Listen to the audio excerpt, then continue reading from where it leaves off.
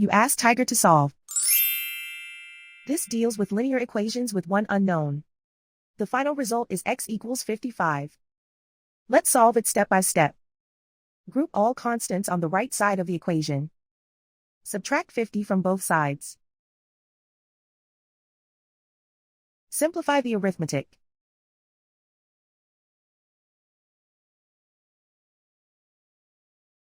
Isolate the x. Divide both sides by 90. Simplify the fraction. Find the greatest common factor of the numerator and denominator. Factor out and cancel the greatest common factor. And so the final result is x equals 55.